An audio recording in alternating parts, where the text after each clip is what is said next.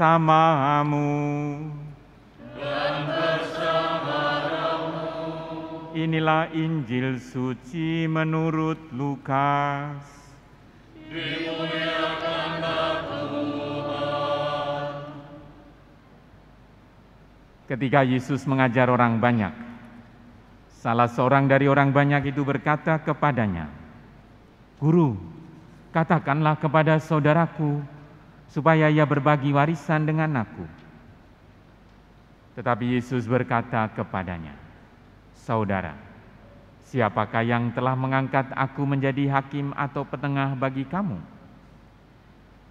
Kata Yesus lagi kepada orang banyak itu, "Berjaga-jagalah dan waspadalah terhadap segala ketamakan. Sebab walaupun seorang berlimpah-limpah hartanya, hidupnya tidaklah tergantung pada kekayaannya itu."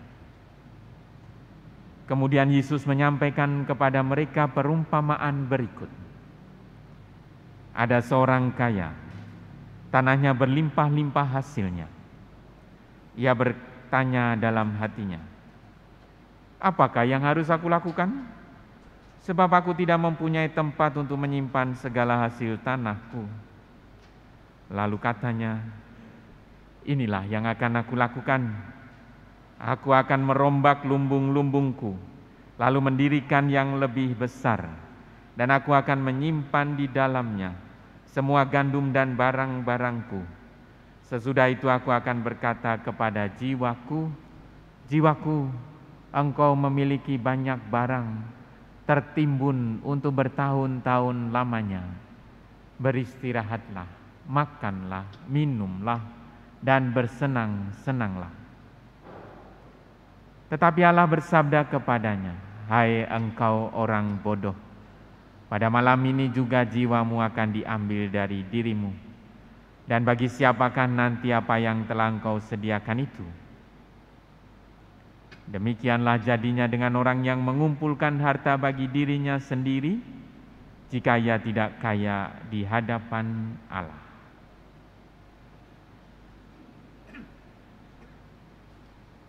Demikianlah sabda Tuhan. Terpujilah Kristus.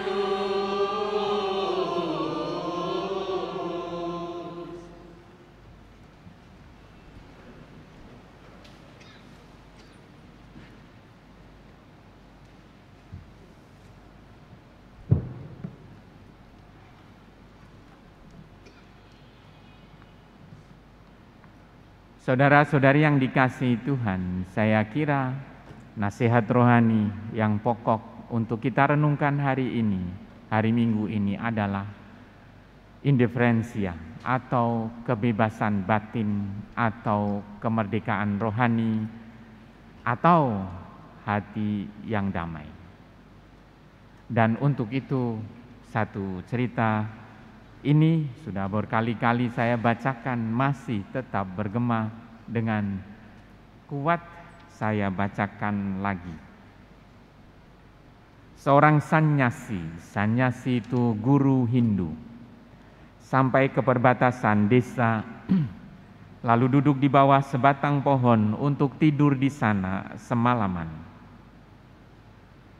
Tiba-tiba seorang penduduk desa datang berlari-lari kepadanya dan berseru, batu itu, berikan padaku batu permata itu." "Batu permata apa?" tanya sang sanyasi. "Tadi malam Dewa Siva menampakkan diri dalam mimpiku," kata penduduk desa itu. "Ia berkata kepadaku, jika aku pergi ke perbatasan desa di waktu senja, aku akan bertemu dengan seorang sanyasi. Ia akan memberikan kepadaku sebuah batu permata, lalu aku akan menjadi kaya raya selama-lamanya." Sanyasi itu merogoh kantongnya dan mengeluarkan sebuah batu. "Barangkali inilah yang dimaksudkan dewa," katanya sambil menyerahkan batu itu kepada penduduk desa itu.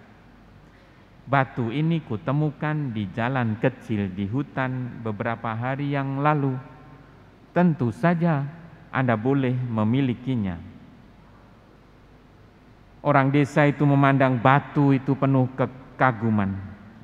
Batu itu adalah intan.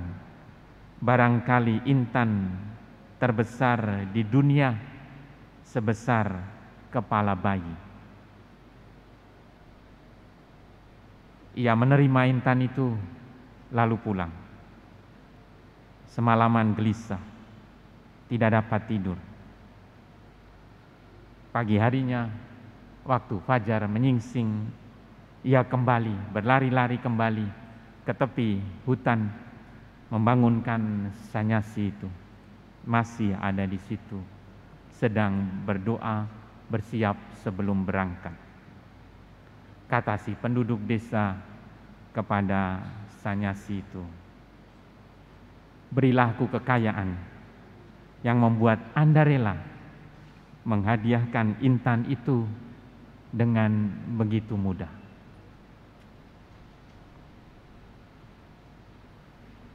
Suatu permintaan yang benar.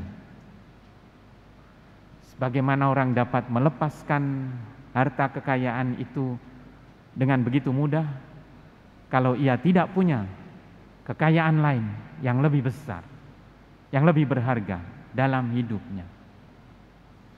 Dan sang Sanyasi itu memiliki harta kekayaan yang besar, relasinya dengan Allah yang tidak dapat diambil daripadanya.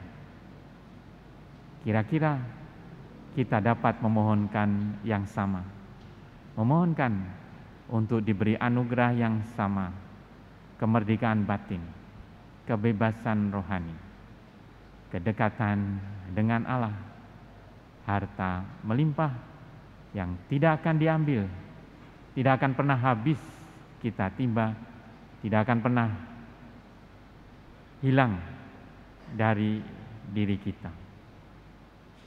Amin.